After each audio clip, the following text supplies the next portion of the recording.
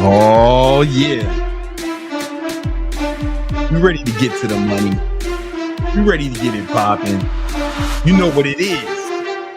This is another episode of that Victory Talk podcast. I am your host, Big Brandon Carter.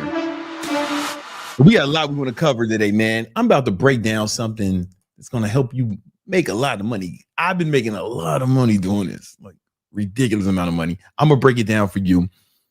You know, I'm like a connoisseur of money getting strategies. And I'm going to break down some more for you today. Let's get it.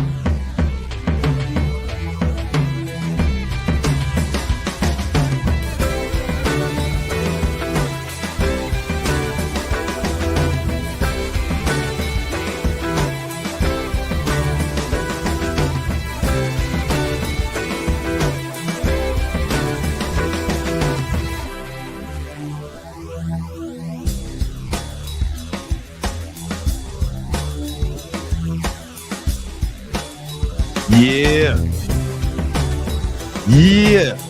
You know what it is. It's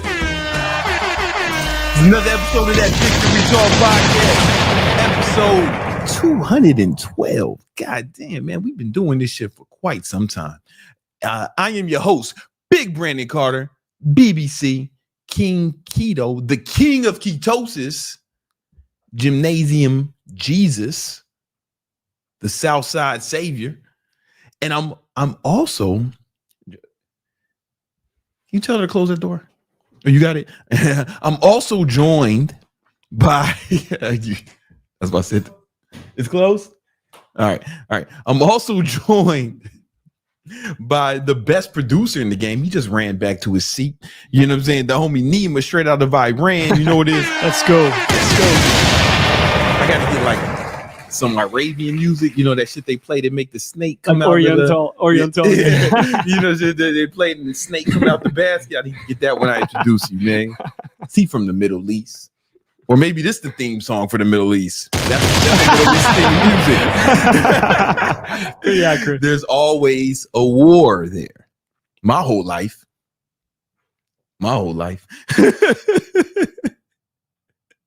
Like, why do people live there? Like, why don't you leave? That's what I would do. I would leave. Like when there's a hurricane coming in Miami, it's like, oh, it's a hurricane coming. I was like, oh, guess it's time to go to Vegas. Just leave. Anyway, we also joined by Minovia. You know what I'm saying? She's gonna be monitoring his super chats. She doesn't get to yell and scream or punish me for anything. So she gets to take out all her Latina frustration on y'all. Because, you know, Latinas, man, it's in their blood. They love ruining men's lives.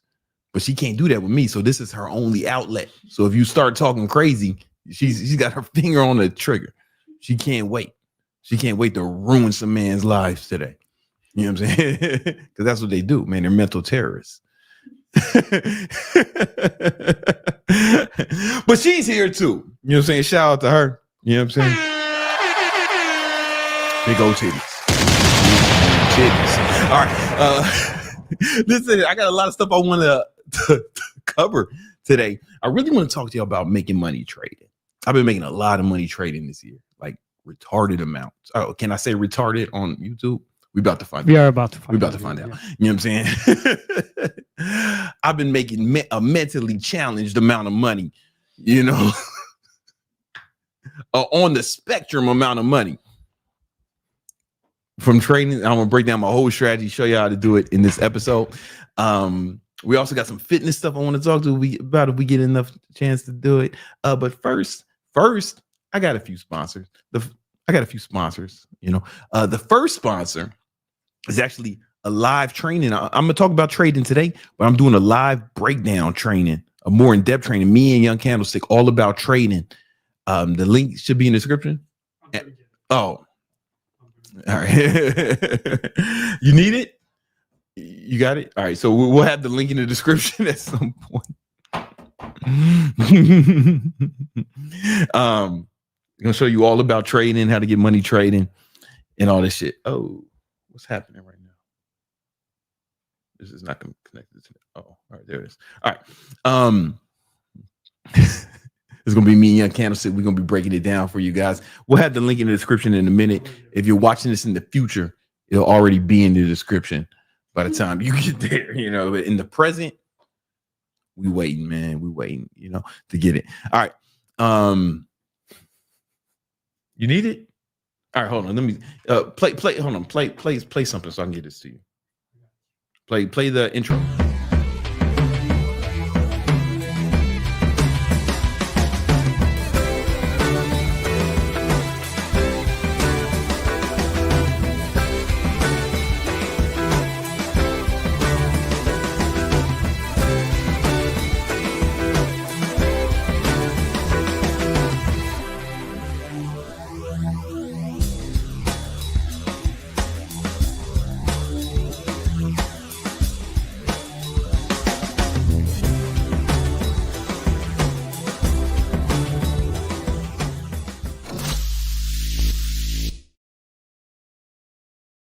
So the link for the live training we're doing is in the description now. It's in the description now. Shout out to Nima. He went and found it. He went and got it.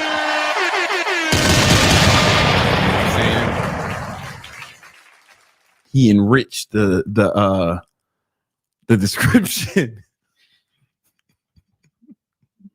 with something. He enriched the description with something explosive. The link to our training. You think, yeah, man, you think I was gonna let that slide? They know they told me y'all been this close to having a bomb. I also put in the link. Okay, he put it. All right, cool. All right. So all right. Also, the second sponsor. So make sure you click that link, register for the class. It's gonna be dope. I'm gonna answer all your questions. Me and Young Candlestick are gonna do it live. But I'm gonna break it down, my strategy down a lot today too. But that class is gonna be more in depth than what we have time for. It's going to be hours, but this is only going to be however long this is. Next sponsor is Thought Repellent, the easy to apply spray to keep the hose away, right? You're going to start making a lot of money from what I'm going to teach you today. And here's the thing. You know, 50 Cent once said on his sophomore album, The Massacre, on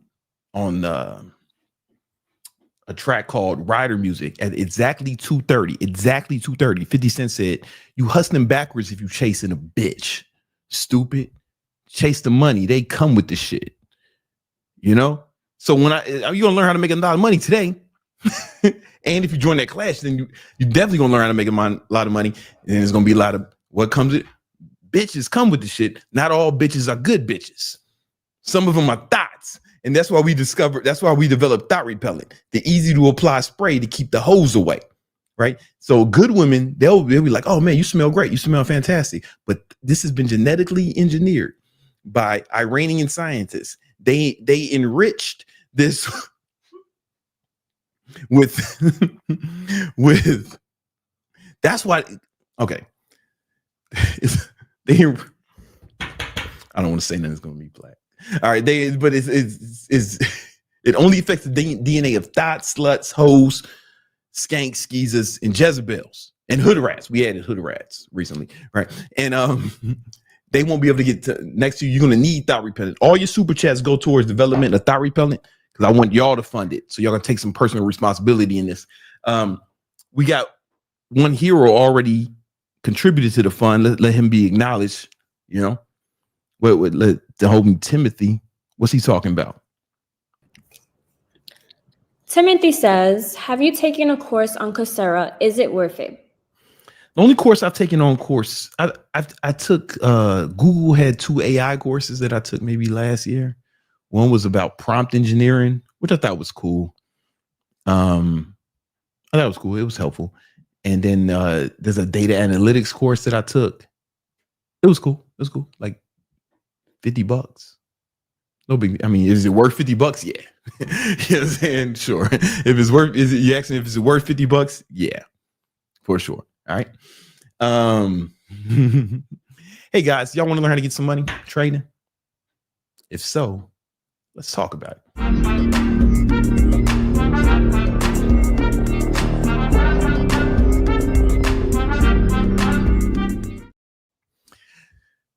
I've been trading for the last 5 years, trading futures to be specific.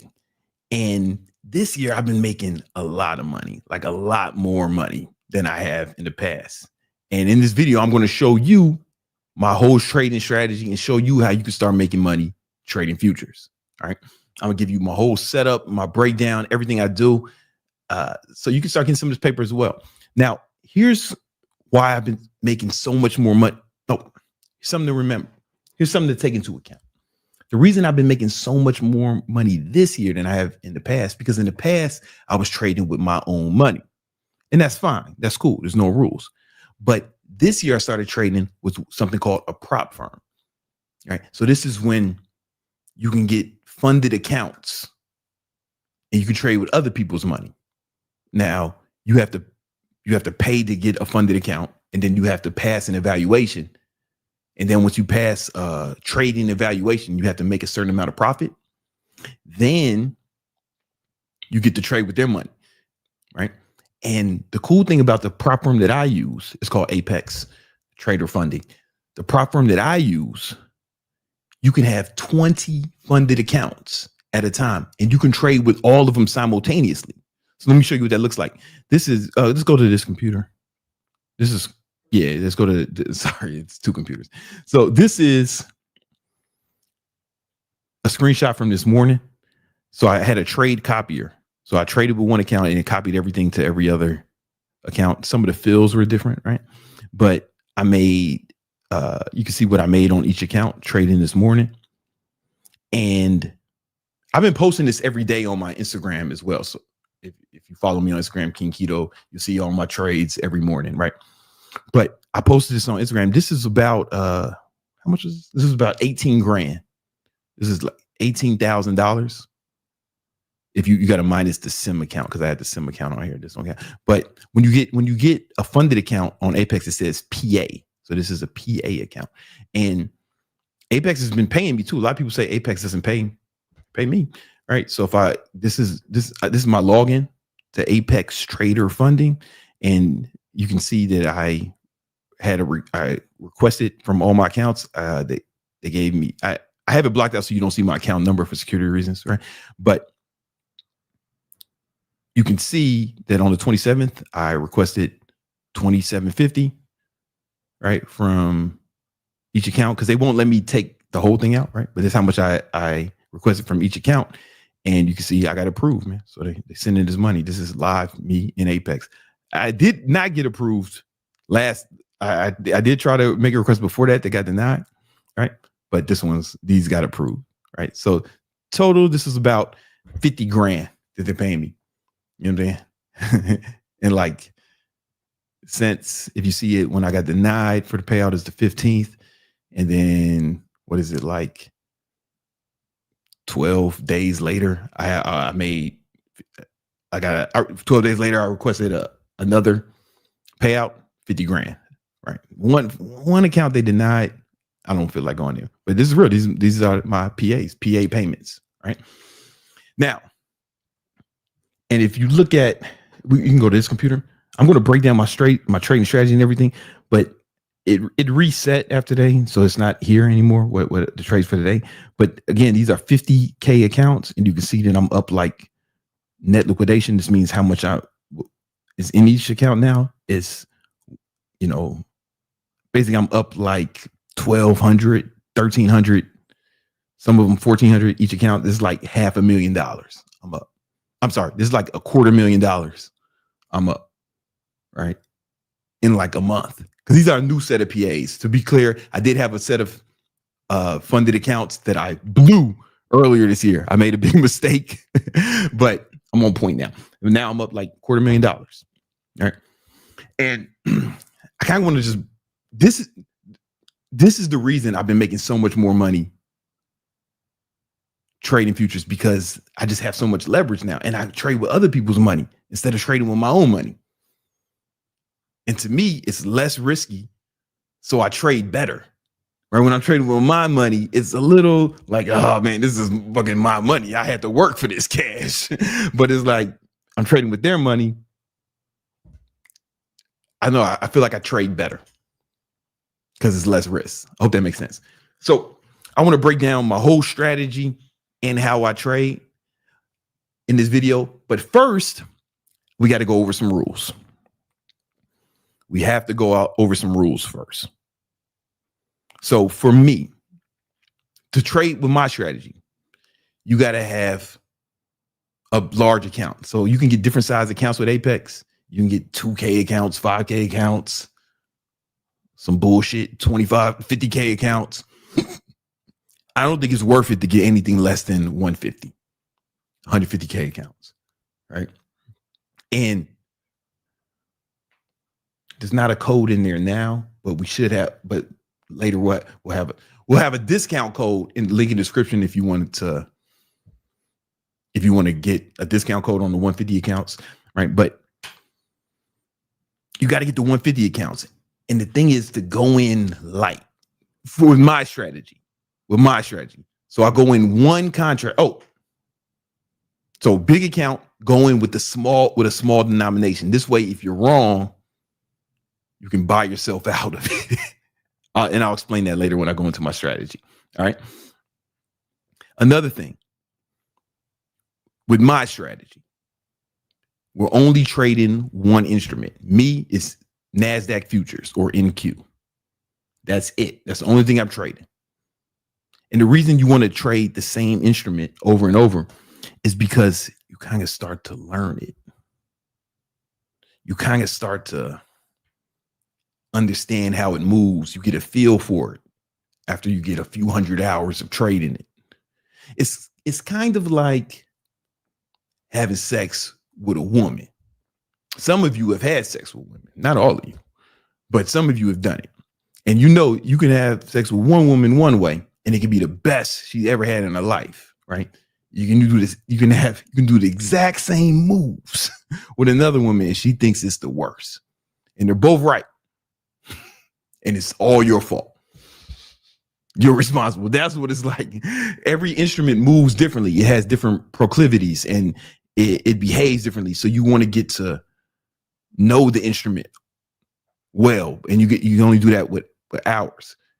Because those of you who've had sex with a woman, and if she lets you do it again, right, the more times you've been with that same woman, you start to learn each other's bodies. Sometimes it gets better, right? Because you learn each other's bodies and you get to know each other, you know? It's like that with all relationships. Like even my girlfriend, like she got an app to track her menstrual cycle. And I'm like, I don't need an app. It's going to be on the 14th. I just know. I've been with her. We've been together 3 years and we were friends for 2 years before that. So I already know when it's coming up, man. When she going to start acting crazy. It's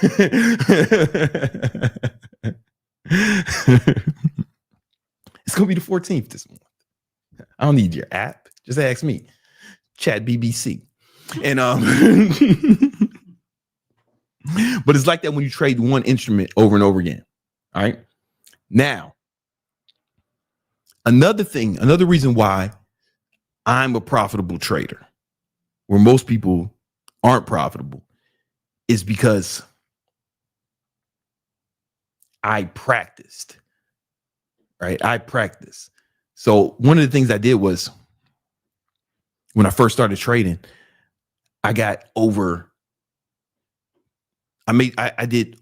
over 200 hours of practice trading, simulated trading. So what I would do is I would download data from different days and I would practice trading different days. I'll do it all the time. And I track how many hours. I got 200 hours of trading. The strategy I'm going to show you on the same instrument. If you do that with anything, you're going to get good, right? You go grab a guitar, 200 hours, you're gonna be decent. Fucking anything you do for 200 hours, right? But then if you account for all the years I've been trading, I've got like, I don't know, maybe 1,000 hours. I don't know, like a lot of hours trading, but I make sure I got that 200 hours of practice. Now, the strategy I'm going to show you is, when you edit this, take out the part where I talked about 150 accounts. I'm going to say that again because I shouldn't have said it there. All right. Now, the strategy I'm going to show you, my strategy, is wildly different than what anyone is teaching on the internet. It's just a totally different strategy. If you've been trading any other way, it might not make sense to you. You might think it's bullshit, but I would like you to suspend your disbelief momentarily and just ask yourself, are you more profitable than me? Do you got $250,000 in profit in your fucking funded account or real life account? If not, maybe, just maybe, you should shut the fuck up and listen. That's what I would do. Right? But I'm telling you, this is going to be way different than what everyone else is teaching. I watch other people's trading content, and only recently. Like I wasn't watching other people's trading content, even though I'm friends with some people who make it. But I wasn't watching it because I just knew they were doing something so different than me. But recently I've been watching other people's shit, and their shit seems way more complicated than what I'm teaching you. Right? It almost makes me laugh. It's like, yo, this shit is nerdy. You know what I'm saying? And this shit is nerdy. And I don't know. I'm not gonna say mine is better. Mine is better for me. You might think it's better for you. You might not. You might want to do what someone else is doing, and that's cool. That's totally cool, right? But just approach this with an open mind, okay? So here's how my strategy works. Let's break it down. I'm gonna open up my trading computer. Give it a second. Hold on, it's not on the internet. Okay, give it a second. Okay, you can show it now, right? So what I do is I trade on the 15-minute chart. That's already wacky. I trade on a 15-minute chart. And the indicators I have, I know like a lot of guys don't use indicators. They're using ICT strategies, blah, blah, blah, blah, blah. No use indicators. Hey, I like indicators. So what I have are, this is one indicator, like the order blocks. That's these red lines. You can ignore that. One of my boys put that on here when I first learned Ninja Trader. It's his proprietary thing, but I kind of ignore it. So you can ignore that. Pretend that's not there. I just didn't take it off because I got used to it. But I use the indicators I have are the 200 EMA, the 50 EMA, the 21 and the 21 EMA. All right. Those are the main indicators. And my strategy is, if my chart looks a mess, especially compared to these other guys. My strategy is, this white line is the 200 EMA. If the price is underneath the 200 EMA, I'm looking for shorts. This is on the 15-minute chart. This only works on the 15-minute chart. Okay. I'm looking for shorts. If it's above the 200-day EMA, I'm looking for longs. That's how I decide the direction. Okay. And what I do is on the 15-minute chart, I wait until price bounces off either one of these trend lines or one of the EMAs. So for example, okay, let's just leave that there. Off one of these trend lines or one of the EMAs. Now here's the thing. I go in one contract deep, one contract. This is very important. I'm only trading one contract initially. And it's important you have at least an account size of 150K in your funded account or your evaluation account, right?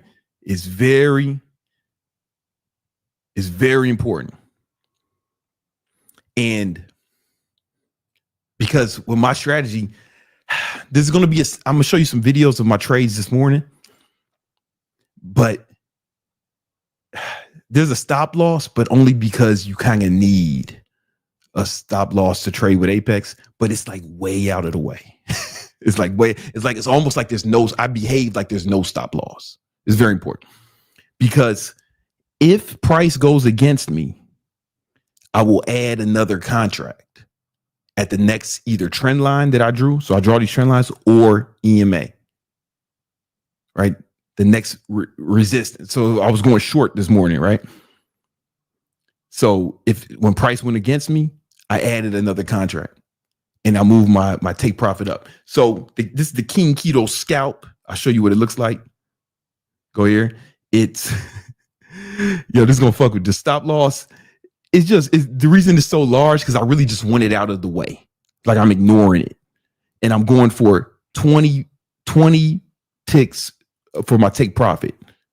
So on NQ, this will give you like 200. This will give you like $100 every time you hit your take profit. All right. That's the template.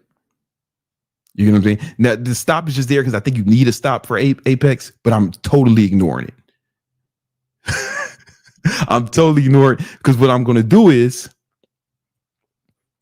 I'm going to buy my way out of it. If it goes against me, I'm going to put in another contract at the next either trend line or EMA. And I'll go a few deep, right? And if I end up adding another contract, I move my take profit up. Let me show you what that looks like. This was this morning. It's not the best video because I took it with my Meta glasses, but let's watch it. All right, so this is this morning. So what you can see is this is all right, what you can see is I stack my order. These were sell orders, right?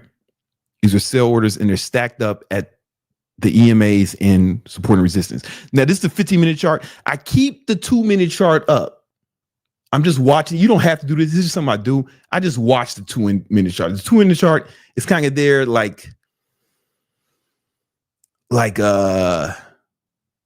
just an indicator. I just like to watch it, but I'm kind of ignoring it. It's really, I'm trading off the 15-minute chart. Okay, when I'm traveling and I don't have two screens, it's only the 15-minute chart up. Let me show you what this looks like. So I go in. Here we go. Andrew, welcome. So this is the open. This is the open, right? And you hear Young Candlestick on Discord in the background saying what up to people. Whoa. All right. Breaking down. Watch out. All right, a minute. All right, so it hit my buy order. Right now, it's going. Let's watch. Now it's going against me a little bit. I mean, it hit my sell order. Sorry, hit my sell order. It's going against me, and it's going to go. Look where the take profit is. It's like I'm fucking ignoring it. It's way off the screen. Sorry. Look where the stop loss is. I'm totally ignoring it. You will never hear no one else say this. How much do you risk per trade? I'll risk it all. I'll risk it all. I don't give a fuck. It's not my money. It's a prop firm, right? Now I'd have a tight stop if I was trading with my money, but let's keep going. All right. It's moving my take profit. Okay, so what happened? It hit the next buy order. You see that just happened? It hit the next sell order. Right? So what I'm doing now is I'm moving the take profit up because I don't need as much to get my $100.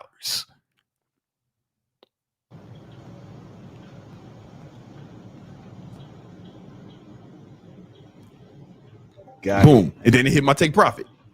Boom. 30 seconds in, 30 seconds in the market open. That's how I started my day off. And I took some trades in the pre-market too. Right. But that's how I trade. Right. And then when you do that, it like these other sell orders here, they're going to get erased, as you can see. They just go away.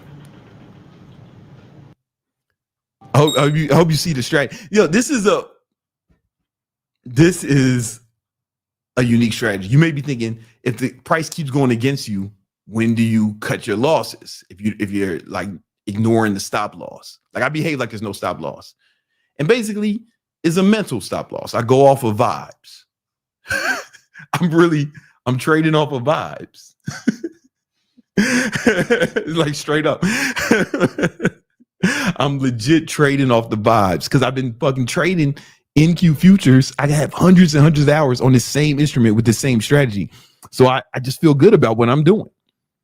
So even if it goes against me, I'll just buy more and then take profit. You know, here's another example of it. This one wasn't as clean as that one. This was after that. This was a little longer. Pause. Can I make it full screen? This one? Okay, cool. Check it out. So what it looks like here is he wants. Oh, sorry. I keep Sports Center on when I'm trading. A lot of times I have Sports Center on.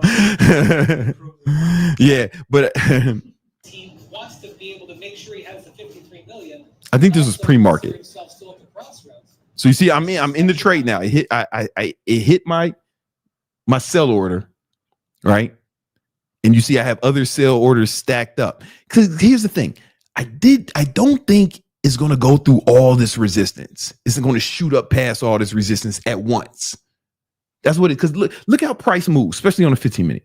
No matter if it goes up or if it goes down, it doesn't go in a straight line, right? It has dips. Boom, boom. It's always a wave, up or down, and I'm riding the wave. Motherfucker, I'm future surfing. I'm future surfing. So check it out. So, but the thing is, you got to be with the trend, with the overall trend. So I'm in this trade. Watch it go against me, and I'm just watching Sports Center. Well, it's not Sports Center. It's a show called Get Up. Then I have other shit on my other computer, but I'm chilling. I'm in the negative. I ain't tripping. This trade's going against me. It's looking bad. Oh, now you see just happened there? It just hit my next. It hit my other buy order. All right. It hit my next buy order that I had stacked up. All right. So now I'm losing money twice as fast. A lot of y'all motherfuckers would panic, but I'm way cooler than you. So I'm chilling.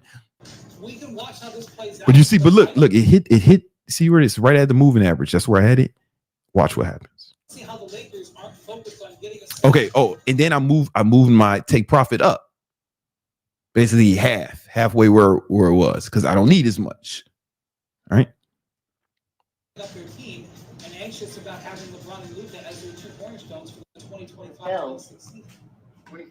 All right, so now we just chilling. Listen, man, the buy or the take profit is like off the screen. I'm ignoring it. The stop loss is like off the screen. I'm ignoring it. All right, see, it's bouncing. Or I'm just watching ESPN, chilling. I ain't even okay. Now it's profitable, but it ain't hit my take profit yet. Blah blah blah blah. Let's see if we can move it up. Speed this up a little bit. There's a lot of that going on. All right, it's still negative. I've been in this trade for mad long. I'm just chilling.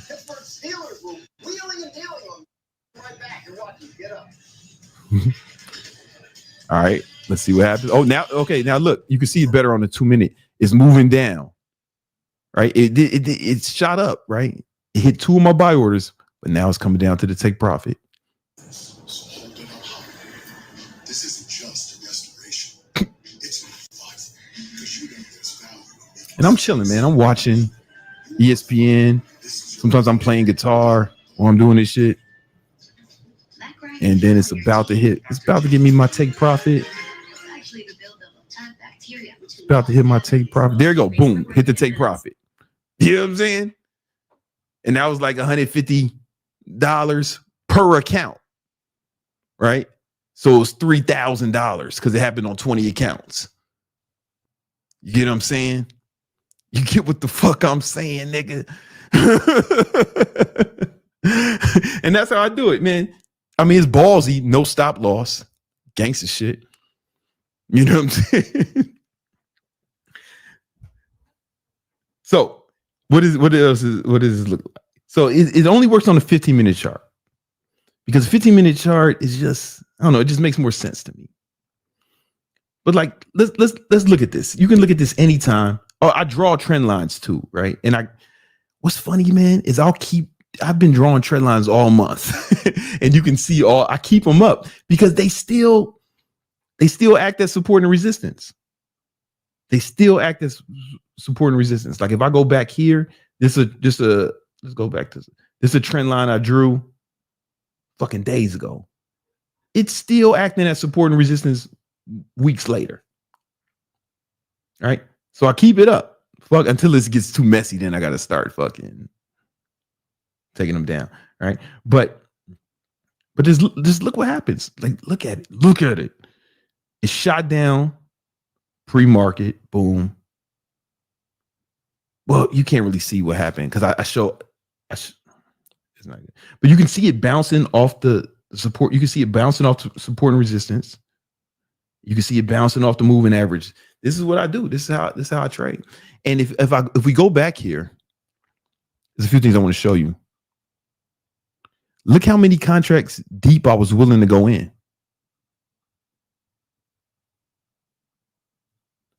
I was willing to go balls deep. I was willing to go 4 contracts deep because I didn't think it was going to blast past all this without coming. And I would have kept moving my take profit. And I don't think it would have went past all of this without hitting my take profit early. It could have. It's just that hasn't been my experience making this money, you know? And you just got to know how to draw to put the support and resistance. And, you know, you got to be ballsy to do that shit. Because sometimes I'll be like, I'll end up 5 contracts deep. That means the trade really went against me. But then what happens is the break even moves up, right? The break even moves. So I move my take profit closer to break even. But to the point, because you don't need as much. I just want to get $100 or so each trade. You don't need as much to get it, right? It's ballsy. Almost nobody trades like this. That's how I do it. I'm just trying to get 20 ticks. What's that, like 5 points on NQ? About $100 a trade. Sometimes it's clean, sometimes it's not, right? So y'all can let me know if y'all see anybody else trading like this, but I am the only person I've seen trading like this. And here's the thing. You don't need to have a lot of money. I'm not trading with my money. I'm using a prop firm. I'm trading with their money, 150K accounts, going in with small size and scaling up if it goes against me. So it gives me room to be wrong. You know what I'm saying? It gives me room to be wrong. All right. Now there's a few things you should see. There's a few other things I want to say with my strategy that's useful. So if we go, okay, let me show you something. So this is my trading setup. I have the other monitors aren't connected. The only monitor connected to this laptop is this one right here. This is like my other computer. Is weird. Don't worry about it. But what you need to pay attention to is this. This is a Stream Deck Mini, right? So I have hotkeys set up on NinjaTrader, and this is buy market. So if I see something happens real fast, I need to just buy. Boom, hit that button. It's like a joystick. Sell market. If I need to go short, boom, I hit this. Then if I need to move to a break even stop, I hit this. I almost never use that shit though, but like it's there. If I feel like, okay, I go to break even. And then sometimes I need to just get out of a trade, boom, take profit. That's there. So I can hit a button instead of, otherwise, if you're on NinjaTrader, you got to do this. I got to move up, move around. And it's like cumbersome. Man, fuck that. You know what I'm saying? I just hit the Stream Deck. I set that up. I also have hotkeys set up on my mouse. So this is the Logitech, what is this? The MX Master 3S. So these buttons you can program. This button here is sell market. This button here is buy market. So I can also do it from my mouse. I like to do it better on a Stream Deck, but when I'm traveling, It's just I just programmed it this, boom, and I can just do it off here. You know, and this is take profit, like close a position. You know what I'm saying? So my mouse does it too. I set up the hotkeys, and that's something that's something I don't know. That's something unique. That's unique. I haven't seen anybody else talk about it. Let me know if other guys are doing it. I don't be watching other traders shit. This is the MX Master 3S. Yeah. That's cool. Yeah, man. And that's basically, it's like super simple way of trading, but you got to have nuts. You got to have nuts. Like I see other people saying, man, yo, you got to have risk to reward. I'm risking this much to get this much. Like, yo, man, I'm risking it all, every trade, bitch, nigga. You know what I'm saying? But it's strategic. You know, it's like, yo, my win rate is just like super high, man. Like it's like super fucking high. Like I wish I could show you. I mean, you could just look. You can look at I have 150K accounts. You can see out on my PAs. You can see how much I'm up. It's right here. You know, you can see this is real. I'm not blah blah blah blah. You know, I'm covering up the numbers for security reasons, but you can see these are PAs, and I'm up, man. Like I'm up like a fucking $250,000. You know. I'm doing, if you want to learn more about this, learn how to get funded, how to get a funded account so you don't have to risk your own money. If you want to learn more about my trading strategy, more in depth, if you have questions you want to ask me, then I'm doing a live training next week where I'll show you exactly how to do it. The link is in the description. I'm gonna break down everything. I'm going to way more in depth because there's more to it than what I showed you. I just showed you as much as I can in this amount of time. But I know some of you guys still have questions. And if you want to ask me questions, you can do it live on this training. So we're going to break everything down. We'll have Q&A. It's going to be a lot of fun. Let's get it, man. I'm going to show you how to get funded, and I'm going to show you how to get this money, how to get funded, how to get profitable, so you can start making money without risking your own money. That's the beautiful thing, because I'm a better trader when I don't have to use my own money because of the psychological part of it. Like if I'm risking money that I had to work for, like I give a fuck about this money. I'm trading with their money. Yeah, fuck it. No stop loss. Let's go. You know what I'm saying? Balls out. You know, it's made me a better trader actually, right? Because I'm more free. All right. Click the link in the description. Sign up for the class. It's gonna be dope. You know what else we got, guys? We got the homie Young Candlestick, man, about to do the market recap. Let's go.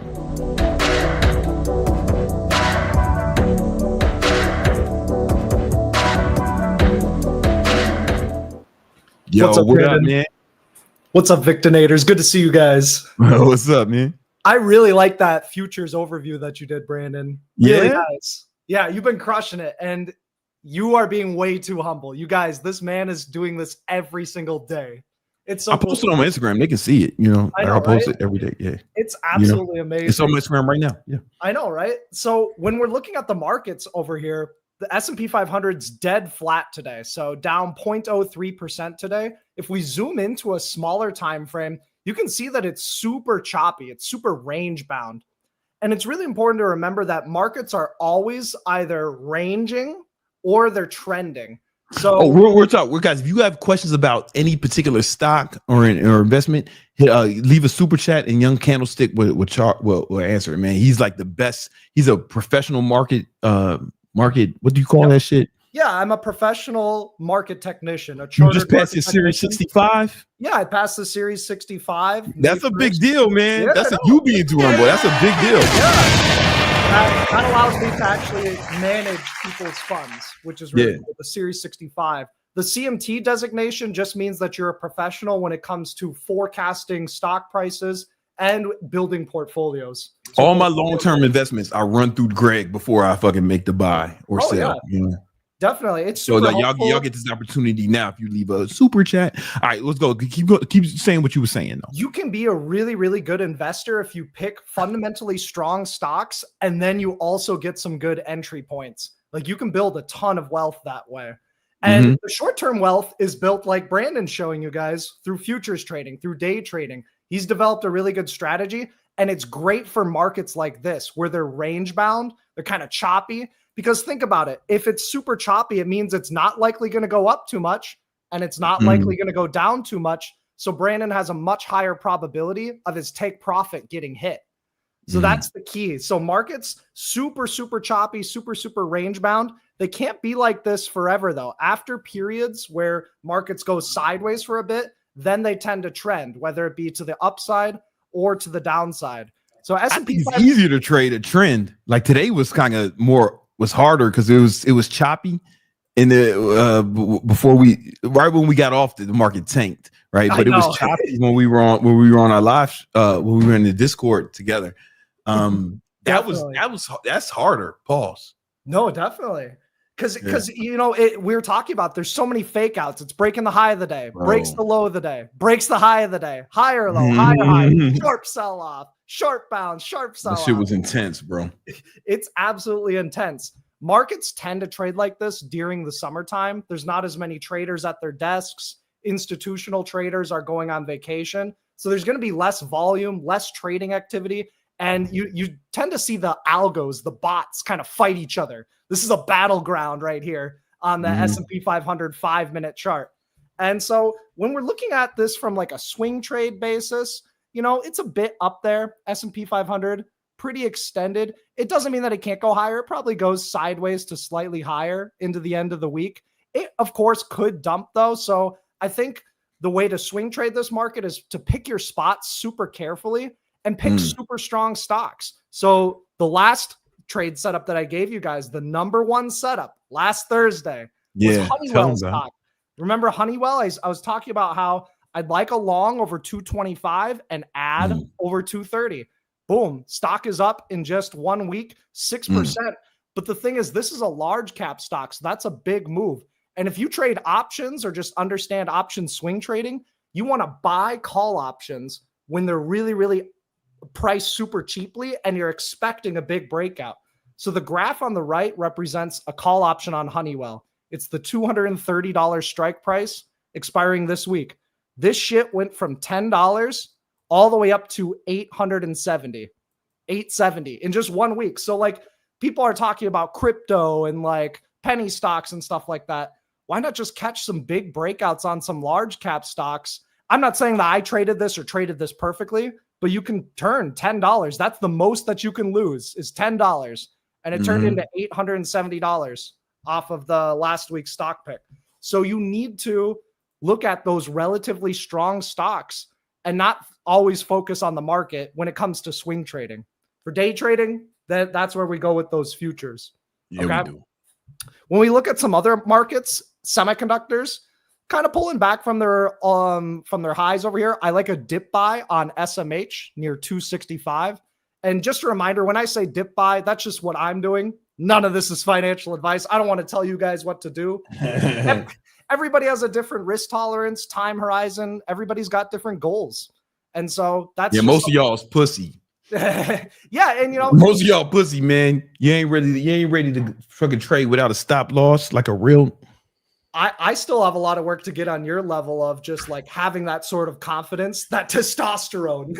Bro, I see you sometimes because we trade live in the Discord, right? If y'all want to trade with us, you join our Discord and then hit up Greg. Say you want to join Victory Trades, and then you can trade with it. We trade the morning session. So like all that shit I was doing, the videos I showed you, like I did that live on Discord, and I called out, I showed everybody what I was doing.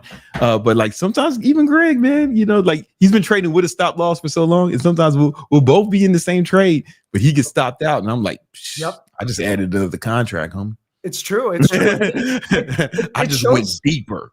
It's one thing to analyze the market. It's a whole different ball game to trade the market. Some people can be really, really good traders, but terrible analysts. And a lot of analysts tend to not be super good. That's why we make a good team, because you're like a really good analyst. You know what I'm saying? And you're a good trader too. You know what I'm saying? But like you're a trained analyst. Definitely. So like it's one of those things where there's so many ways to profit in the market. Find what's working best for you and dig into that. So Brandon's found a strategy that works for him. I'm sure he's going to get some people to be like, "Whoa, you're trading with." Oh, people are going to be mad about it. Like I be in the Apex group. Like I post my wins every day, And most people like, oh, that somebody's like, man, there's no way this can work. I'm like, all right, bitch, nigga. Like, look at it. Like, you know what I'm saying? They're like, what do you want me to do? You know what I'm saying? They're just jealous. They're just Hey, jealous. man, you see it happening. You don't want it to work because It makes them mad. They're like, damn it. it makes them bad, and it goes against what they've been taught. Like all these guys telling you, you know, the all the ICT traders, and I don't got them. I got some friends who are ICT traders or Me too. smart money trade. What do they call it? Smart money shit. Smart money trading concepts. Like I got friends who do that. Like guys, I'm cool with, man. But I don't trade like that. Price action, bitch. Price action game. Trend lines, indicators. When you see somebody making good profits like Brandon, instead of getting jealous, be inspired. Like maybe there's some takeaways that you can learn from that. You know, or not stay poor, man. That's cool. You know what I'm saying? I guess, yeah, you don't have to succeed. You know, that's cool. You gotta have big balls of steel to trade like the king. It's true. You actually really do. It's non-negotiable. So when we're looking at semiconductors, my two favorite semiconductors are Nvidia. If you ain't willing to risk your whole account to make $100, you ain't ready for this. You ain't ready for this. There's a good chance you'll make the 100, but you gotta be willing to accept that risk. You gotta be willing. You gotta be willing. All right, let's keep going. You should package it up and call it the big ball strategy. Hey, yo. All right, let's go. So Nvidia, I like a dip buy near this 146 level for a longer term bounce. So Nvidia, one of my favorite semiconductor stocks. AVGO, Broadcom. This is one of my favorite semiconductor stocks. I like a dip buy near like 254. So semiconductors are still strong. They're still leading the way. When we look at gold, I'm bullish gold. I just need to get an entry point. So gold starting to find a little bit of support. It might go sideways for a bit, but I like longer term leap call options on gold. Again, that is not financial advice, but gold, I think that it has another 10, 20, 30% in it this year and potentially another 30% in it next year. Okay. I keep raising my price targets on gold as it's holding bullish structures. Yo, man, I like gold. So like I did some swing trading with futures contracts earlier this year. Yeah. And I did really well. You very, very well. So yeah, if you're trading with these funded accounts, you can trade gold. You don't have to trade NASDAQ. If you find that gold is moving a little bit better to your liking, you can always switch. Gold is common. Everything moves different. Yeah. Everything moves different. It's like a different, it's like I'm telling you, I'm not trying to sound cruel with that example. It's like making love to a different woman. Like one will like something, one will hate that same thing. They're both right, and it's your fault. They're both right. Yeah, you gotta learn each one. Yeah. It's like I can play piano. I know how to play piano. I also know how to fucking play guitar. They're different, even though it's the same fucking notes. Oh yeah, definitely. You know what I'm saying? It's kind of like that with different instruments, bro. Like that's different instruments. You know? Exactly. So like I See what I did there? I played tuba. It's very similar with your embouchure, but tuba's a little bit different. You play tuba? Oh yeah. I ain't know that. Oh man, we got to start a band, man. I was a band. I'll play lead guitar. Yes. You play tuba. Yes. Nima, you play drums. You know how to play drums? Yeah. It's easy, man. It's easy. Just fucking yeah, there you go. Get the band together, man. I like it. Make that mixtape. Yeah, tuba, guitar, victory band. Victory band. It's coming. That'll help keep me busy while the futures market, builds some setups. We can play a little band. Okay, let's get serious. Yeah. So I like gold. It's looking bullish. We talked about Honeywell. Where are the opportunities? I like trading futures, and I also like trading index options. So I trade. Hold on. You keep going. Keep teaching. I'll keep going. I got to run and do something real quick. Keep going. So what's cool about index options is that they're cash settled. So what does that mean? You don't have to worry about it getting assigned. So if you're not an options geek, don't worry too much about that. But what's cool about this is you don't need a lot of money to get some really good gains on some of these setups. So right here, this is what's called a rut put butterfly. So my total risk on this trade was only $60. but $60 can turn into $500 if Rut lands in this perfect little range. And I happen to capture that range today. So most of the time, you're just going to lose $60. But if you can get a feel for where an index may close, if you understand support and resistance, supply and demand, sometimes I will actually converse with AI and it can give me like an estimated range. AI is not perfect. I'd say it's wrong 1/3 of the time, but it's right about 2/3 of the time within a few points. And so when you combine all those factors, you can take really small risk and get those big payouts. It's kind of opposite of Brandon Carter's strategy where it's a high risk, low reward, but Brandon has a really high probability of hitting his profit. So you're always going to want to be tweaking your risk to reward and your probability of profit. That's what comes out to your expected value in the long run. You can have a really bad risk to reward ratio, but if you have a high enough probability of profit, it doesn't matter. No, conversely, you could. I'm just joking. Exactly. I'm just joking. When I'm swing trading, I do have a stop loss. Oh yeah, I'm trading with my own money. When I'm trading my own money, I got a stop loss. Oh yeah. Or if you're trading options, you just keep the risk in the amount that you pay for the option. Exactly. Yeah. Exactly. You know that's a simple. I like options because he's like, hey, I'm gonna risk it all. Yeah. Seriously. And if you're right, you get paid out really, really well. It's a great way. Because otherwise, if you're buying just like crap loads of stock, that's going to be like super painful. So like, let's just pull up like a chart of Coinbase, just for example. So Coinbase, back when it IPO'd, it hit a high of $429 per share and then dumped to $31 per share, basically losing all of its value, 92%. If you don't have a stop loss and you're just buying a shit ton of shares, that's going to be really, really painful. So if you're putting in large equity positions, it's very wise to have that hard stop loss versus if you're trading options, if you're trading spreads, the amount that you put into the option, you only need a little bit to go really far. So you don't need to use a stop loss on options if you don't want to, so that's something to consider. Those are the main things I wanted to cover. I really like those SPX and RUT and NDX option trades. I'm waiting for the swing trades to set up. One stock that's kind of catching my eye right now is UNH. It is well beneath fair value and it's starting to break out just a little bit. If UNH can hold this 320 level, I like buying call options, shares, and looking for a move up on UNH up to this 377 level. Okay. So that's a free trade idea over the next 6 to 8 weeks. Okay. You got a super chat. Let's check it's it out. from Nav. Guess what he's talking about? I don't even need to look at the super chat. Bitcoin. Yeah, listen.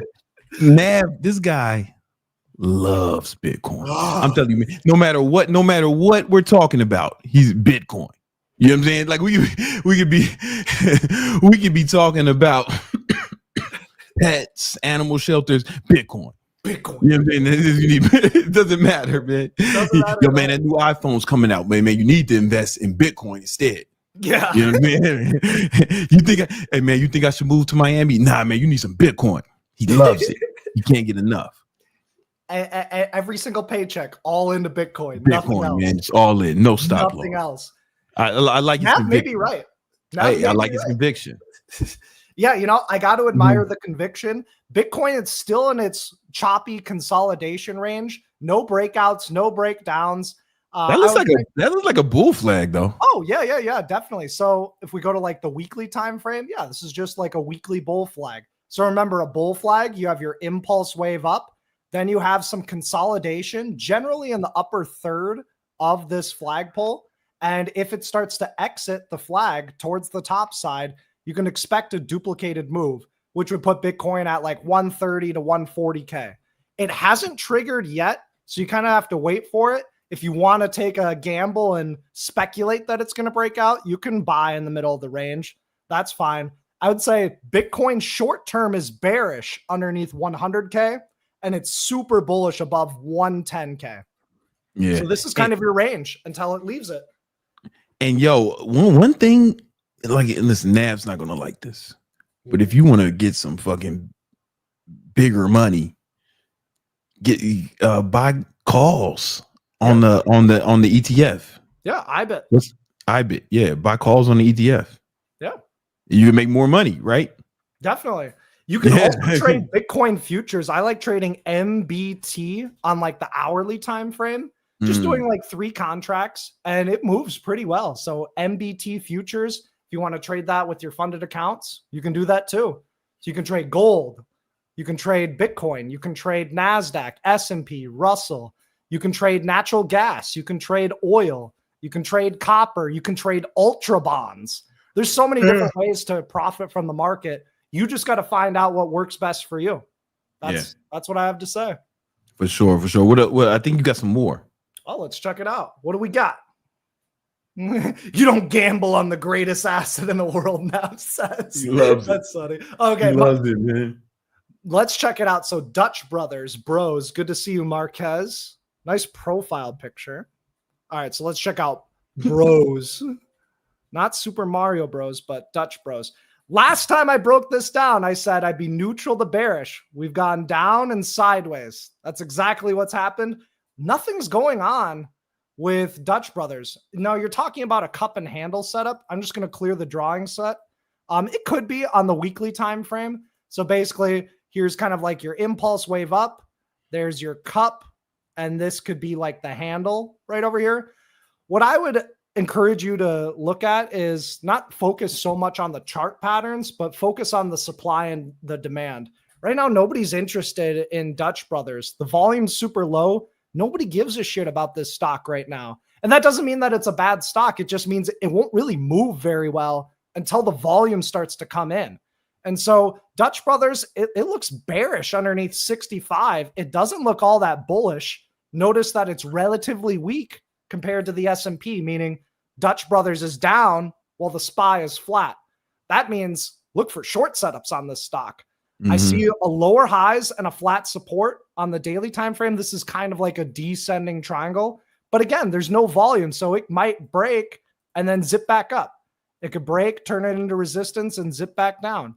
So I would say the cup and handle really only triggers above this $75 per share level. Until then, it just might not do anything. And you want to be participating in stocks that are actually moving, at least on the swing trade side of things. If you're an investor, who cares? You just slowly dollar cost average into it, or you buy the stock when it's deeply beneath its fair value and you expect it to form a recovery. So that's my quick take on Dutch Brothers, Marquez. All right. NAV, you don't gamble. Define gamble to me when it comes to the stock market. There's entry, position sizing, stop loss, and take profit. I don't know. Everything's a gamble. Everything has an opportunity cost. If Bitcoin goes to zero, I think it's funny, man, because there's nothing more speculative than crypto. You know what I'm saying? Like nobody uses Bitcoin for anything. You know what I'm saying? Like, have you ever exchanged a good and service with crypto? Exchange crypto for a good or service? I have not. I pay my mortgage in dollars, not Bitcoin. Yeah, you know what I'm saying? Nima, you ever exchanged crypto for a good and service? Yeah, it's not a. No, I don't think cryptocurrency is a good term because it's not a good currency.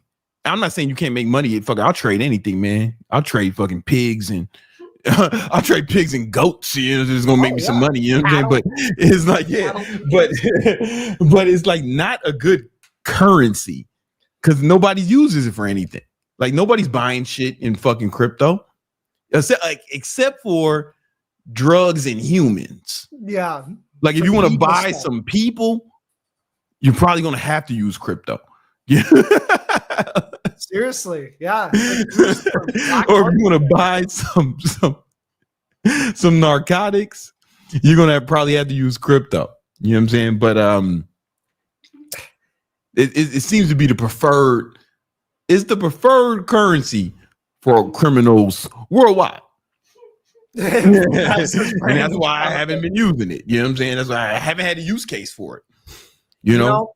I buy all my guns legally through the state of Florida. It's like I'll play devil's advocate a little bit here. So the biggest allure of crypto is probably because it has a finite supply and it could replace the world reserve currency.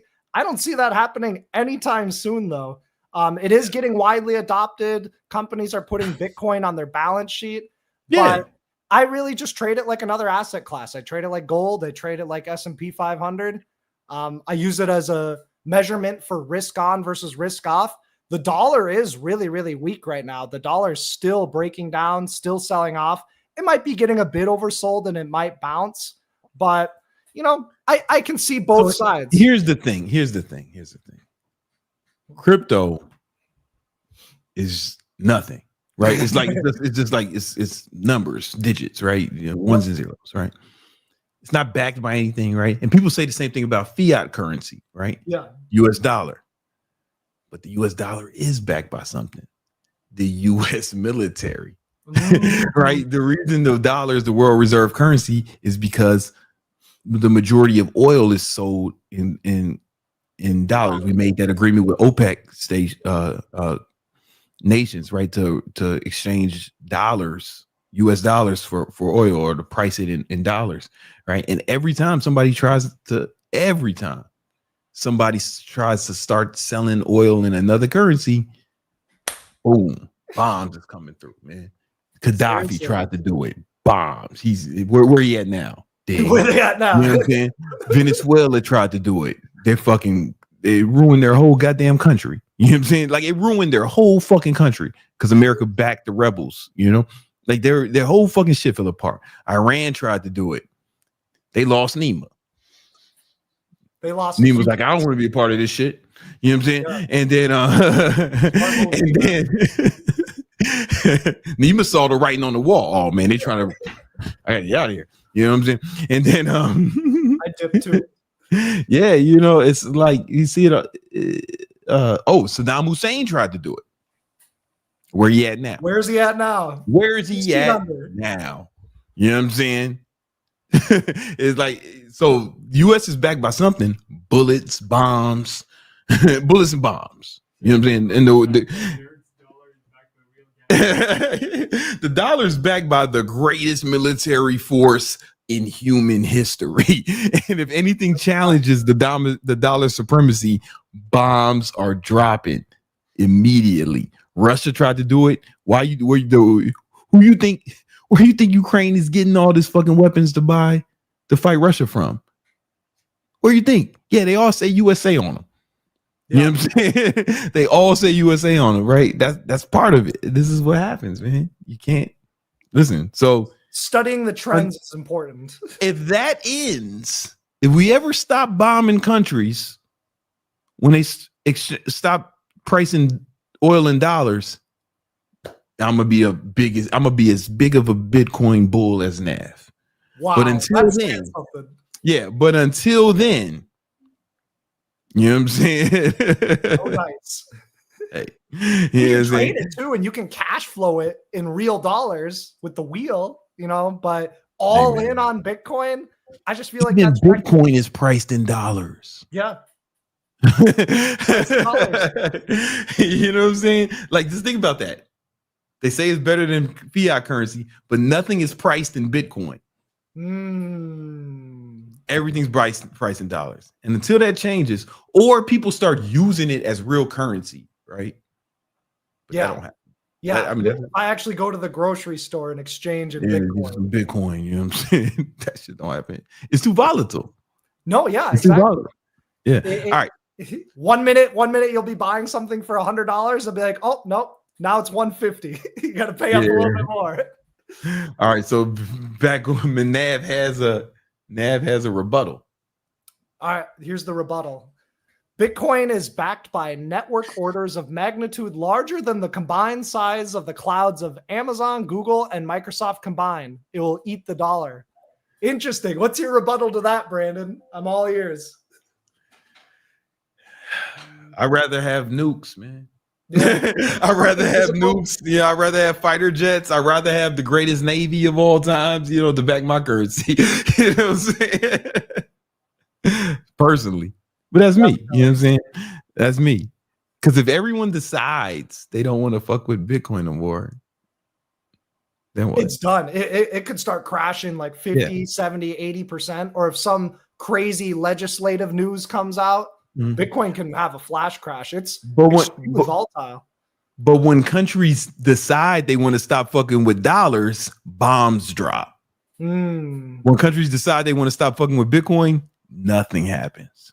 When they decide they want to stop fucking with dollars, bombs drop, people die. That's a fact. I'm just saying, man. Like that's just the real world. Until that changes, you know. All right. I'm also now I don't think Bitcoin is a bubble, but I am starting to see more and more non-finance influencers touting and advocating for Bitcoin, which is totally cool and fine. But generally, if you read in the textbooks, when people that are not financial professionals are starting to give out financial advice, it is a bit of a sign of a bubble. I'm not saying that it is or isn't. Bitcoin looks fine to me right now. But just be wary, like be aware of that. Have that in the back of your head. Oh, I'll trade it. I dollar cost average into the I don't hate it. Like I'm dollar cost average into it right now. You know what I'm saying? You know, all fiat currencies have failed, and but crypto hasn't been around long enough to fail, right? Like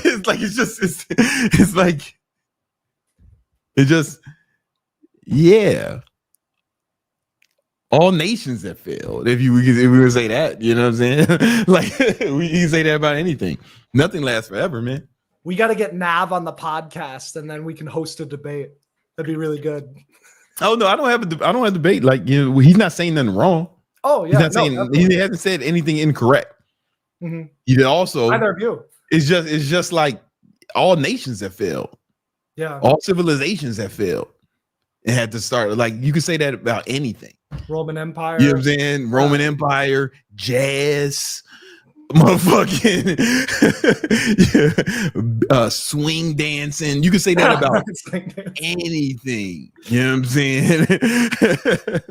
So I don't know if that's a good. This is not a strong argument for me. All right, but anyway, man, listen, guys. Oh, real quick, I got something. My Tism short, Tesla. Oh yeah. Let's check it out. So Tesla. Short. If you guys watched the free YouTube video that I put out in the Victory Unit Discord, I was saying Tesla looks bearish. Yeah. On Sunday night, Tesla looks bearish. I took a little bit of a short yesterday, and look at that gap down. Big ass gap down. Elon and Trump, they're brawling it out right now yet again. And, you know, as long as Tesla's underneath this like 320 level, this entire gap is going to be resistance. So this like 317.50, that's likely going to be resistance on the first touch. So when you have this gap down like this, and we have a long upper wick, a long lower wick, that just tells us there's a lot of indecision at this price point. Sometimes though, if you break the low of the lower wick, you can see lower prices. So tomorrow, if we break above today's high, you can probably see a little bit of a bounce, maybe a 2, 3, 4% bounce on Tesla. But if we break underneath those lows, Tesla starts to test like 284. Longer term, I think these lows hold on Tesla at 220. But you know, if with this new bill being passed and that hurts the margins on electric vehicles, that can really, really crush Tesla stock. Like that's the TISM short is looking good. The TISM short's looking good. The TISM short is still looking good. It's wild. It's intense, that's for sure. Come on, man. Yeah, lower highs, relative weakness. It's a short the bounce or short breakdowns until and unless Tesla can really get above and hold above like 335, then it's really just neutral. Yeah. So that's the TISM short. Yeah. All right, guys. Listen, if you guys want to learn more about this, click the link in the description. Join our free Discord. Hit up Greg. Say you want to join Victory Trades. You can trade futures with us tomorrow morning. You know what I'm saying? Hit up Greg. Yeah.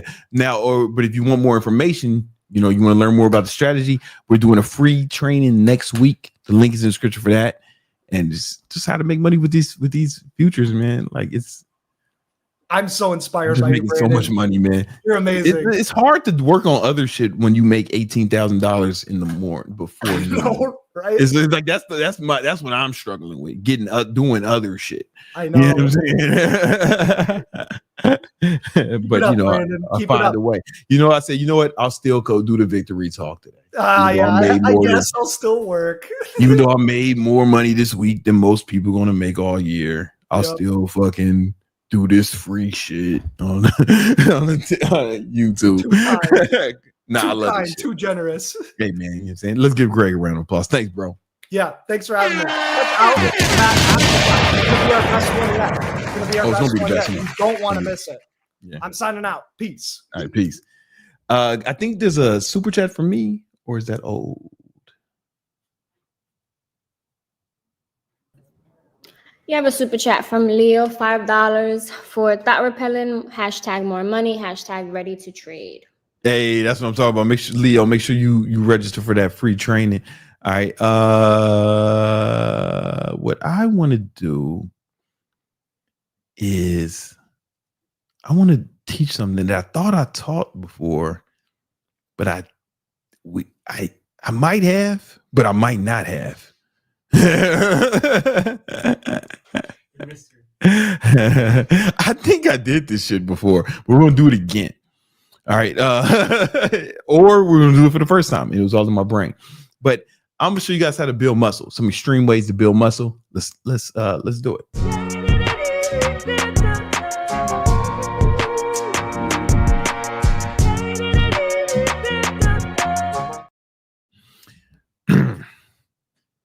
So you're ready to put on some muscle, put on some size, ready to stop looking like a punk, ready to stop getting bullied by me. Well, to do that, you're going to need to put on some muscle, right? This way, women will be excited to mate with you. So I'm going to give you some tips on some extreme ways to build on the, I'm going to give you some tips.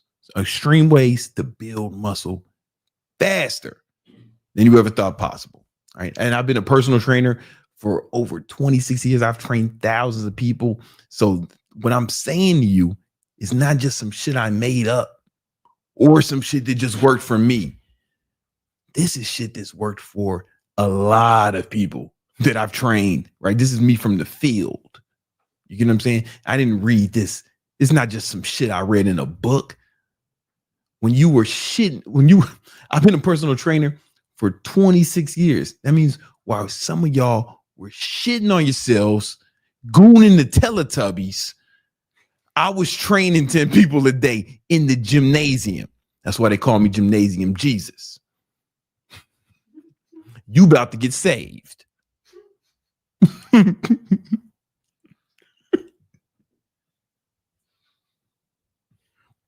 If you can't watch a short video on how to make muscle, if you can't watch it to the end, you don't deserve to put on any mass. And you deserve to get bullied some more.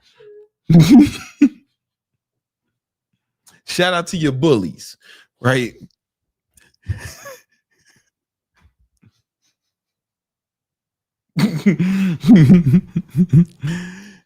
Let's get into it. So here are some things you can do here are some extreme ways to build muscle. Now, again, these are extreme ways. So if any of you are saying some shit like, that's too much work, I don't want to do that, right? That's why you a bitch. Right there. That's why you a motherfucking bitch. People don't like you.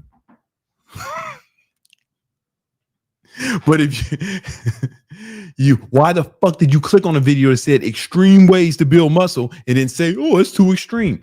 Why are you here? I don't watch fucking videos about shit I don't not interested in. I fucking hate you. Let's get into it. Now, the first thing you need to do to build muscle faster, the first extreme thing you need to do to build muscle faster is full body workouts, right? I know a lot of people will tell you to do splits, different bro splits, but I've been doing full body workouts for over a decade, maybe longer, right? And before And I was natural, and people were saying that I was on roids. They was making videos about it, me being on roids, right? But you got to understand, I'm doing full body workouts and you not. That's one of the reasons. Let's break this down. Let's say we got two bodybuilders, bodybuilder A and bodybuilder B.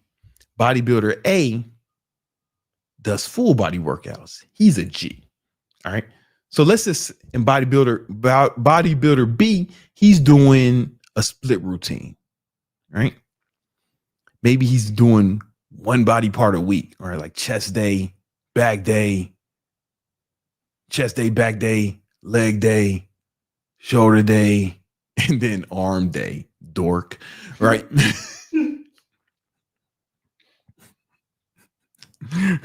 Let's just say this. All right. So the bodybuilder A, who's doing the full body workout, let's say he's picking for his chest, right? When he's doing his full body workout, say he's picking 2 exercises, right? Maybe it's probably going to be 2 compound movements, right? 2 compound exercises, right? So he's doing something like, maybe he's doing bench press and incline bench press, or bench press and dips, whatever, whatever suits you. So he's doing 4 sets for his chest. And he's doing that. He's doing full body workout. Let's just say he's doing something modest, like 3 full body workouts a week, right? Right. So every session he's doing 8 sets of chest, right? Right. 4 sets for each exercise, right? So that means per week he's getting 24 sets of chest total. Each week he's getting 24 sets of chest exercises, right? If we spread that out over a year, of course he's going to have, like, maybe you take a week off, rest weeks or whatever. But for simple math, let's say he does 52 weeks, right? Right. 24 sets, 52 weeks. That's going to have him at 1,248 sets per year. All right. Keep that number in mind. Let's say this fucking bodybuilder doing the bro split and he's doing chest once a week. Now he can do more sets per week. He can do more sets per week. I'm sorry, not more sets. He can do more sets per exercise. I'm sorry. He can do more sets per session. So maybe he's doing, because he has a whole chest day,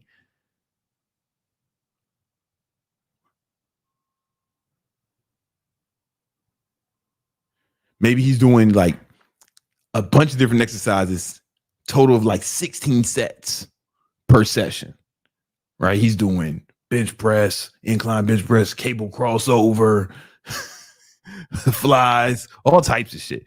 But it totals like 16 sets because it's just like a chest day. He can only do that like once a week because he's going to kill the muscle, right? Once a week. Right? So he only gets 16 sets total per week. Remember, bodybuilder A, who was doing the full body workout, he was getting 24 sets per week. Right? Now, over the course of 52 weeks, he's only getting 16 sets per week. His total sets was 832. But the guy who's doing the full body workouts, he's getting more sets per fucking year. More sets per year. Right? So here's the thing. You can fuck around and get more sets if you're doing a full body workout, right? Throughout the course of a year. That adds up. It's almost twice as much work you can get with full body workouts. And here's the thing.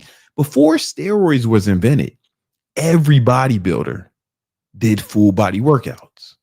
People didn't start doing full body work. People didn't start doing splits until steroids were invented. Here's why. Because after you lift weights, something occurs called protein synthesis. It's basically a fancy way of saying muscle building. Protein synthesis lasts for about 48 hours. Right?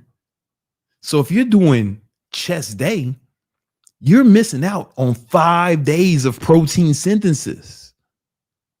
5 days of protein synthesis. because it only lasts for 48 hours. You're missing out on 5 days of muscle growth. That changed when people started doing steroids. Why? Because steroids, anabolic steroids, extend the length of protein synthesis. So they found out that protein synthesis lasts for like way longer when you're on roids. So there's like, fuck it, let's just crush the muscle, let's kill it. And then they can get more gains, but they're on roids, so they're gonna get more gains anyway. Right? But before steroids were invented, all bodybuilders did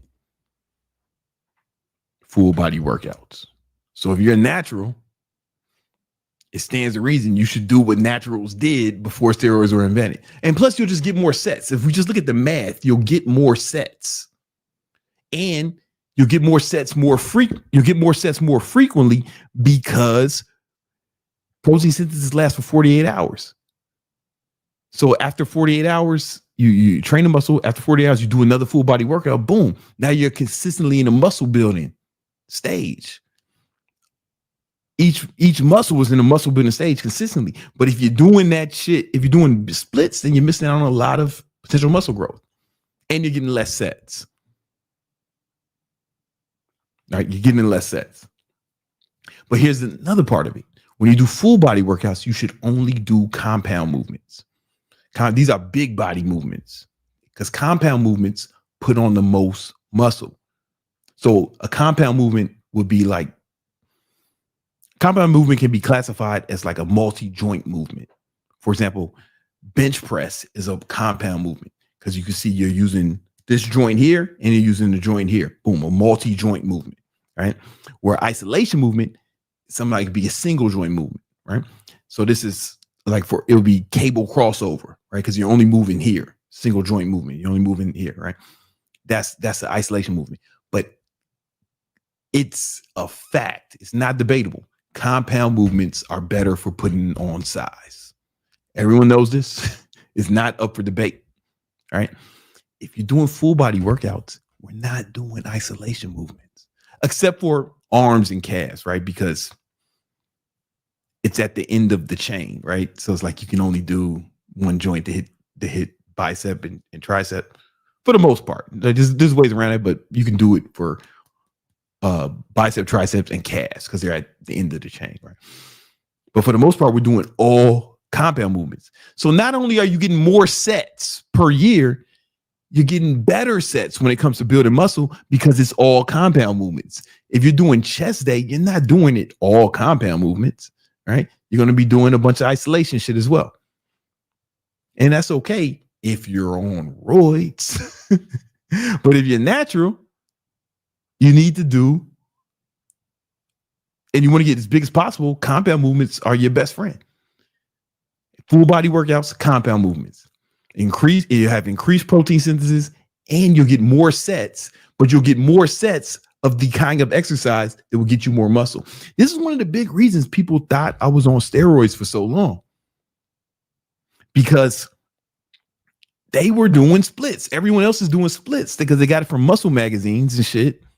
But these muscle magazines were made by and for steroid users. So I'm getting way more sets than these motherfuckers, and I'm getting higher quality sets as it pertains to building muscle. Right. So what are some good compound movements for chest? You can. Oh, so when you structure your full body workout, you should pick one or two, depending on how much time you have. Right. 1 or 2 compound movements per body part, except for arms and calves. Right. They're inherently isolation movements. I mean, you can argue that a chin up, if done right, can be a compound movement for your arms. And you can argue that a dip, if done in a particular way, can be a compound movement for your arms, but we're going to keep it simple. All right. So chest, compound movements include barbell bench press, dumbbell bench press, incline barbell press, incline dumbbell press, dips. If you lean forward to focus on chest more, push-ups, shit like that. But if you want to build the most muscle, you don't want to fuck with dumbbells. You want to fuck with barbells. Barbells will put on more muscle than dumbbells because it's what's called a closed chain movement. So when dumbbells, You can fucking, the arms move independently. You can do whatever you want when you bench pressing, right? You know, they can move all around. But with barbells, okay, your arms are kind of stationary. Your hands are stationary. They can't move independently. The chain is closed. That's why it's called a closed chain movement. Closed chain movements will put on more muscle. So I would focus on barbells. So barbell bench press, incline barbell bench press. Dips is a closed chain movement as well, right? For back, you got deadlifts. Deadlifts actually work your whole posterior chain. They work your back, parts of your legs, right? But it's a good back exercise too. Pull-ups, chin-ups, bent over barbell rolls, T-bar rolls, and we can throw in cable rolls as well, seated cable rolls. Shoulders, you got overhead press. That's really the main one. Overhead press. I do handstand push-ups, freestanding handstand push-ups, but you ain't strong enough for that shit, right? So you're just gonna do overhead press. If you got it like me, you can do handstand push-ups. Legs, of course, we got squats, back squats, front squats. I really believe if you want to put on the most muscle, you should do back squats, but low bar back squats. I don't really have time to get into that. You can search on your own difference between high bar and low bar, but low bar will work your posterior chain more effectively. All right. Especially if you're an athlete, low bar back squats will help you with your performance more than high bar. Right. Deadlifts work your legs as well. You can do lunges. I'm not the biggest fan, right? But lunges, leg press, Bulgarian split squats. If you're trying to build that ass, you know what I'm saying? If you want to work the glutes, let's say you're trying to work that booty, pause, right? Hip thrusts is probably the best exercise for that, right? You know, Romanian deadlifts. I mean, sumo deadlifts, again, Bulgarian split squats. For arms, actually, man, so if you want to, this is kind of a cheat code for arms. You can do chin-ups, right? If you want to work your bicep more, lock out when you go to the bottom of the movement and then pull up, right? If you want to work your back more, you don't lock out at the top of the movement, right? Because your bicep will get too much work, right? So if I wanted to work my back more doing chin-ups, what I would do is I would move my thumbs around here so that my hands are like hooks, right? And I would not fully extend my biceps. But because I want to, if I want to do chin-ups in a way that work my biceps more, like it's a compound movement for my biceps, I want to wrap my thumb around and I'm going to fully extend at the bottom and then come up, right? Chin-ups is good for that. Dips, same kind of thing. If I want to work dips more, my triceps more, I won't lean forward as much, and I'll make sure that I lock out at the top. So like, and really leave it on this one. So I really squeeze my triceps so you can see it squeezing, right? Right. If I want to do dips and wanted to work my chest more, I would lean forward more and I wouldn't lock out, if that makes sense. All right. So those will work for you. But underrated, super underrated tricep exercise is close grip bench press. So you get a bench press with the barbell, close and get a close grip, and then push up and make sure you actually extend your arms, like lock out to work your triceps more. It's actually super underrated. All right. Okay. All right. And you're going to pick 1 to 2 exercises, depending on how much time you have, right? Depending on your energy levels, right? You're going to do 3 to 4 sets, depending on your how much time you have and your energy levels of each exercise. All right. Pick 1 to 2 exercises per body part.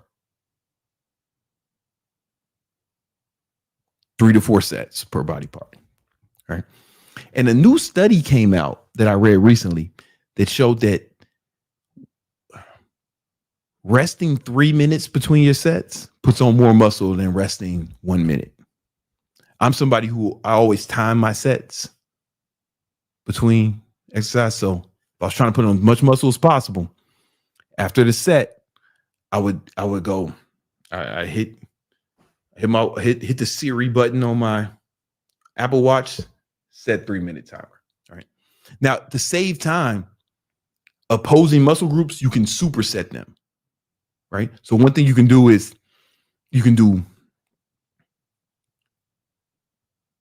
and I do this a lot. I kind of always superset. So you can do bench press followed by bent over rows, right? Because back and chest are opposing muscle groups, right?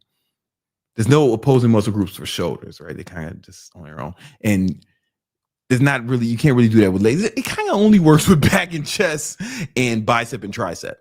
So a lot of times I would do close grip chin ups, locking out for biceps, and then close grip bench press, but I superset them.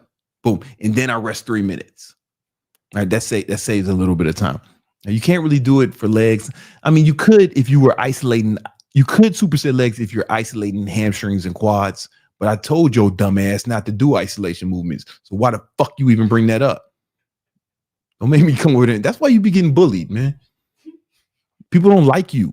It's not like, you know what? You still gonna get bullied when you put on muscle because people don't like you. All right. This is why. All right.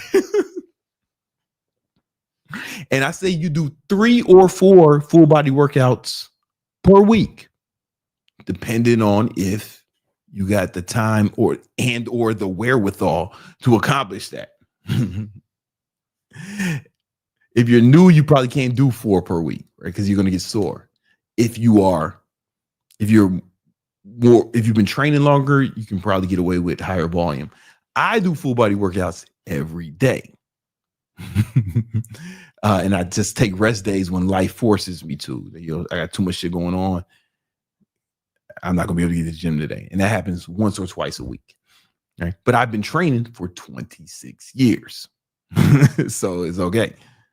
All right. Now let's get into the supplements. Let's get into supplements. No, I'm sorry. Let's get into diet. Nothing works without diet. So here's what I think you should do to build as much muscle as possible. All right. You can take your body weight in pounds, multiply that by 20. And that's how many calories you should get per day. Right. So if you're 200 pounds, that means you need 4,000 calories. Right. Some people might be saying that's too much. That's extreme. I told your bitch ass this was going to be extreme. I don't know why you out here acting stupid. I already told your goofy ass we doing extreme shit. Body weight in pounds times 20. I'm assuming you're not fat already. Like if you skinny fat, you need to cut first. If you skinny fat or fat skinny, you need to cut first. So I'm assuming you're lean already, right?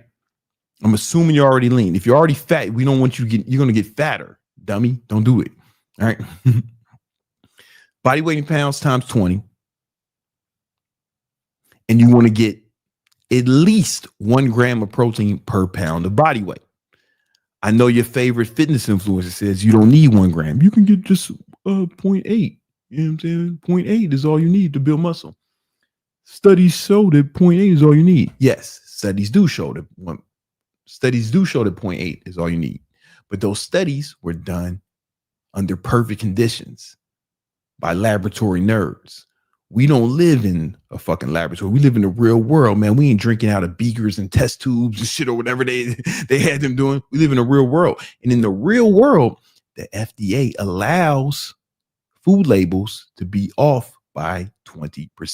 That can be 20% in any direction. So you get something that says it has 10 grams of protein, it might be 12 grams, it might be 8 grams, right? So I rather you get an extra, I'd rather you get more. I'd rather you get 1 gram of protein per pound of body weight, because that will make up for any mislabelings, because the FDA allows labels to be off by 20%, right? So we make up for it by making sure you get 20% more. And if you get too much protein, it's cool. There's no negative ramifications for too much protein, right? So 1 gram of protein per pound of body weight. Calories need to be your body weight in pounds times 20. What about fats and carbohydrates? I don't care what you do with that. I don't care. You fucking tons of carbs or tons of fat, but you need to pick one. You got to do either high fat or high carbs. When you mix fat and carbs, that's when things start to go haywire and your body has different hormonal responses to that, right? Both work. Most important thing is calories and protein. I like low carbs, right? I bulked on keto with the same formula. It's worked out great, right? But a lot of people choose high fat. Most bodybuilders, I mean, a lot of people do high carbs and low fat. Most bodybuilders do low fat and high carbs. They want to get as big as possible, right? And there might be an advantage to that because you get a higher insulin response, and insulin is anabolic. So there might be an advantage to that. You know? But, you know, I do keto for reasons outside of body composition. It helps me with other shit, you know. I find it beneficial in other ways. I don't do it for look, size, or muscle, or even to burn fat, right? So if you don't have these other shit you want to do, if you don't want to get the other benefits of keto, because keto has benefits outside of body composition, right? If you just want to just do your thing, you know, I don't really care what you do. All right. Now let's get to the supplements. Oh, no, before we get to the supplements, we got to talk about sleep. You want to get 8 to 9 hours of sleep per night, right? Especially if you're natural. If you're natural, you make your testosterone in your sleep. So basically, without sleep, you won't grow. Your testosterone will drop, and it just has a bunch of negative ramifications. You want to get 8 to 9 hours of sleep, and you want to be serious about it, like serious about that sleep. Like, don't fuck around. All right. If you want to put the most muscle possible, 9 hours is probably what you should shoot for, to put on as much muscle as possible. All right. Remember, I said it was going to be extreme, motherfucker. All right. Now, let's get to the supplements. This is for natural. We're not going so extreme. We could get crazier and start fucking with some PEDs, but we're not going to. We're going to keep it natural for now.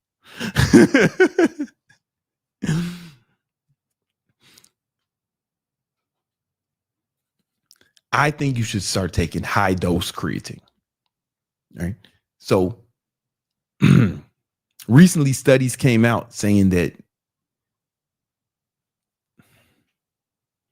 so you only need 5 grams of creatine to put on muscle. All right. That's all you need. All right. That's true. However, high dose creatine has other benefits, right? Creatine helps, if you take high dose, it actually helps you with your brain functionality, right? And it's actually good for your brain. It can help with depression. It can help with cognitive functions, and it can really improve mood. High dose creatine. So I think you should I take 10 grams of creatine every day. I've been doing that for like 20 years. People, man, I made a video like 10 years ago saying about 10 grams of creatine. And people, man, were so mean to me in the comments. But then fucking Andrew Huberman comes out saying, yeah, I take 10 grams of creatine a day. Nobody says shit to him. Nobody says shit to him. I think y'all owe me an apology, you know. But anyway, 10 grams, at least 10 grams. At least 10 grams. I'm telling you. Like, just think about it, man. If everybody needs 5 grams, right? So my 100-pound girlfriend, she's working out, I should take the same amount as her, right? I shouldn't take the same amount of anything as her. You know what I'm saying? Whatever she has, I should double it. I'll weigh fucking twice as much as her. But I understand how creatine works, how your body absorbs it and it builds it up. But high dose creatine has benefits outside of just body composition, at least 10 grams. All right. So, but everybody should take creatine. Creatine is safe, effective, all ages. All age. I remember one of my friends, Ben Bukowski. He was a pro bodybuilder. He came in. He was in the Mr. Olympia. He never won Mr. Olympia, but he placed it. He did well. He didn't get embarrassed. Right. He did a good job. Right. When my son was about to be born, Ben already had some kids, and I was talking to him. I was just joking. I said, "Man, so what age? So how soon should I put him on creatine?" I said that shit as a joke. He said, "Day one, day one, get a baby creatine." But he was dead serious because it really helps with your brain. I'm telling you, look up the studies. It's everyone should take creatine, even if you don't work out. You should be taking creatine. It's really good for you. All right, let's get into some more supplements. Another supplement that I find super helpful, that you might find super helpful, is Cialis. Cialis. There are tons of studies. We'll put them on the screen later. There's tons of studies that show that Cialis actually helps build muscle, right? Because it's a vasodilator, meaning it increases blood flow. So it helps you get a bigger pump, because that's what an erection is. It's that pump, right? But there's tons of actual peer-reviewed scientific studies showing that Cialis builds muscle. All right. Now, a lot of people, somebody's thinking of typing right now, "Yo, man, but I don't want to be bricked up in the gym." No. It doesn't work like that. You still have to be aroused to get an erection. Even if you take Cialis, it doesn't just make your shit hard, right? It doesn't work like that. You still have to be aroused, right?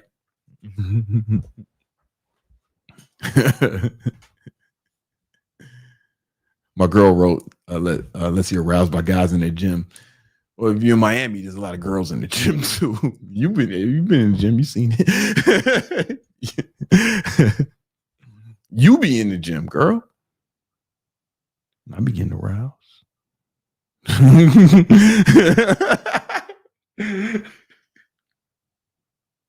By you. Anyway, We barely go at the same time, we was there yesterday together. but not today. I didn't work out today. Exactly. Man, turn your mic off. All right. My room was right.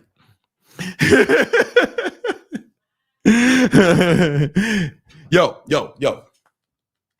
Myron, you was right. All right. All right, back. Let's get serious. Yo, creatine helps build muscle. All right, Cialis helps build muscle. And side benefit, if you don't have erectile dysfunction, if you don't have erectile dysfunction and you take Cialis, now you like a sexual superhero. You know what I'm saying? Now you taking performance enhancing. You know what I'm saying? It's like it's the next level. It's actually the next level. If you don't need it and you take it, it's kind of like if you don't have ADD or autism and you take Adderall, you know how you get a bunch of work done. It's like super focus. It's like that for your penis.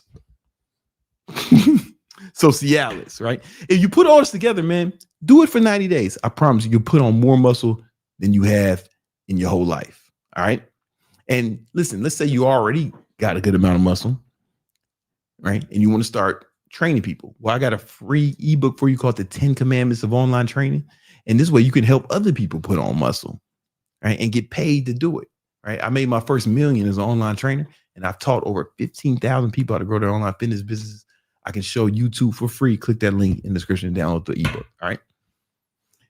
All right. Whew. Do we got another super chat? Because we got to get out of here. We do. Mm. We have Nav. He says, how many exercises you do per session? Oh yeah, Nav, I answered that, man. So it's basically total. I don't know. I have to add it up, but I pick 1 or 2 exercises per. It varies, right? 1 or 2 exercises per body part. You know, all right. So when I see someone else, can you get Cialis without a prescription? Not that I'm aware of, man. But you can just get fucking Blue Chew or some shit like that. You know what I'm saying? Like they'll just give it to you, man. They'll just give it to you. You know, hymns. They'll just give that. They will give that shit to you. I promise you. Say whatever you want. All right. Hey, look, guys. This has been another episode of Victory Talk Podcast. If you want to learn how to make money trading the way I've been trading, I made 18 grand today, man. Can you believe it? You know, I post. Listen. We're doing a free training, me and Young Candlestick, showing you how to make money trading in futures without using your own money. How to get funded with a prop firm. It's dope. Click the link in the description. Register for the class. We're doing it next week, Wednesday. All right. Holla at y'all.